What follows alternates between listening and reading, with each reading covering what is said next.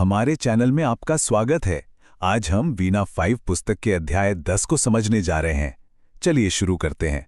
ये कहानी है 3 मछलियों की और ये हमें दिखाती है कि कैसे मुश्किल समय में हमारी सोच ही हमारा भविष्य तय करती है।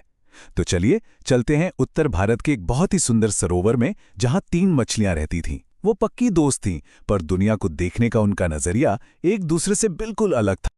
तो कौन थी ये 3 दोस्त? आइए एक एक करके इनके स्वभाव को समझते हैं, क्योंकि सच कहूं तो यहीं पर इस कहानी का पूरा सार छिपा है और हम सब के लिए एक बहुत बड़ा सबक भी। सबसे पहली दोस्त थी अनागत विधाता। जैसा कि इसके नाम से ही जाहिर है, वो जो भविष्य को पहले ही भांप लें। वो बहुत समझदार थी, मतलब आने वाले खतरों का अंदाजा उसे पहले ही हो जाता था और वो उनसे बचने का प्लान भी हमेशा तैयार रखती थी। एक परफेक्ट प्लानर आप कह सकते हैं। दूसरी दोस्त थी प्रत्युत्पन्नमति। नाम थोड़ा मुश्किल है, लेकिन इसका मतलब है तेज बुद्धि वाली। वो पहले से प्लानिंग करने में बिल्कुल यकीन नहीं रखती थी। उसे अपनी सूझबूझ पर पूरा भरोसा था कि अरे जब भी कोई मुसीबत आएगी ना, वो झट से कोई ना कोई हल निकाल ही लेगी। और हमारी तीसरी दोस्त थी यद भविष्य। उसका फलसफा तो और भी सीधा था। वो मानती थी कि मेहनत या प्लानिंग से कुछ नहीं होता, जो होना है वो तो होकर ही रहेगा।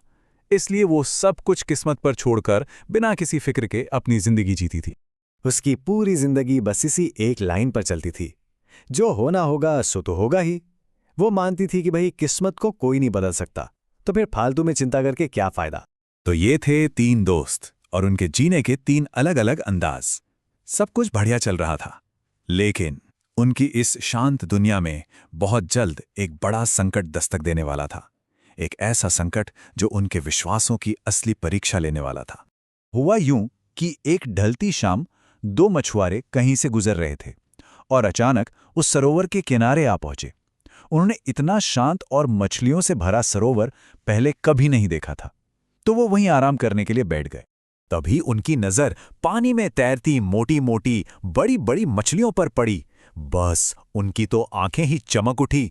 उन्होंने आपस में बात की, अरे वाह, कल सुबह यहां एक बड़ा वाला जाल लेकर आते हैं और इन सबको पकड़ लेंगे। अब सोचिए, मछुआरों की ये सारी बातें उन तीनों सहेलियों ने सुन लीं। खतरे की घंटी बज चुकी थी। उन्होंने फौरन एक मीटिंग बुलाई ताकि ये तय किया जा सके कि अब आगे क्या करना है।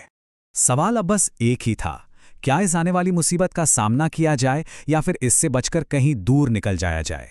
और इसी एक सवाल पर तीनों दोस्तों की राय एकदम अलग अलग थी।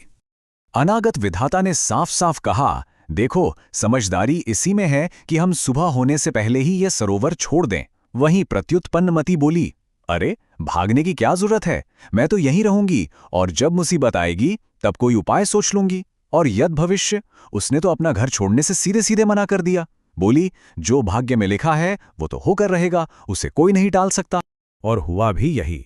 अनागत विधाता की बात सुनकर कई दूसरी समझदार मछलियां भी उसी रात उस सरोवर को छोड़कर किसी सुरक्षित जगह के लिए निकल गईं। उन्होंने एक्शन लेने में जरा भी देर नहीं की। रात बीती और फिर हुई सुबह। वो सुबह जो अपने साथ एक बड़ा खतरा लेकर आई थी। जैसा कि डर था, मछुआरे अपना जाल लेकर लौट आए। सरोवर में जो मछलियां रुकी थीं, उनके लिए अब माहौल बहुत तनाव भरा हो गया था। सुबह की पहली किरण के साथ ही मछुआरों ने अपना बड़ा सा जाल सरोवर में फेंक दिया और बस एक ही झटके में प्रत्युत्पन्नमति, यद भविष्य और बाकी सभी मछलियां जो वहीं रुकी थीं उस जाल में कैद हो गईं। लेकिन यहीं पर प्रत्युत्पन्नमति की तेज बुद्धि ने काम किया। उसने फौरन मरने का नाटक किया, शरीर को एकदम ढीला छोड़ दिया, जैसे उसमें जान ही ना हो। मछुआरों ने सोचा ये तो मर गई है।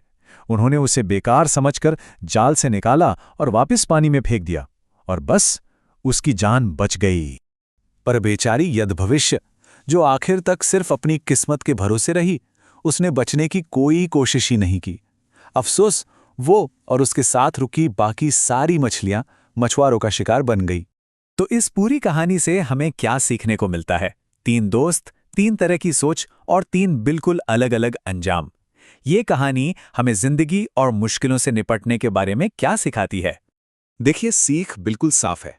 पहली, अनागत विधाता की तरह दूर की सोचना और पहले से योजना बनाना हमें आने वाली मुसीबतों से बचा सकता है।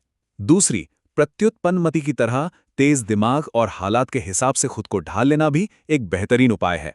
और तीसरी और सबसे जरूरी सीख, यद भविष्य की तरह सिर्फ किस्मत के भरोसे बैठे रहना खतरनाक हो सकता है।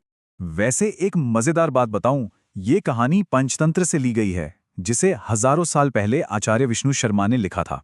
इसका मकसद ही यही था कि कहानियों के जरिए जिंदगी के ऐसे सबक सिखाए जाएं जो आज भी उतने ही सच और जरूरी हैं। तो ये कहानी हम सब के लिए एक सवाल छोड़ जाती है। जब कोई संकट सामने आता है तो किसी व्यक्ति की सोच कैसी होती है? क्या योजना बनाना बेहतर है, मौके पर कोई उपाय सोचना, या फिर सब कुछ भाग्य पर छोड़ देना? इस पर सोचिएगा जरूर। देखने के लिए धन्यवाद। हमारे चैनल को लाइक, शेयर और सब्सक्राइब करना ना भूलें।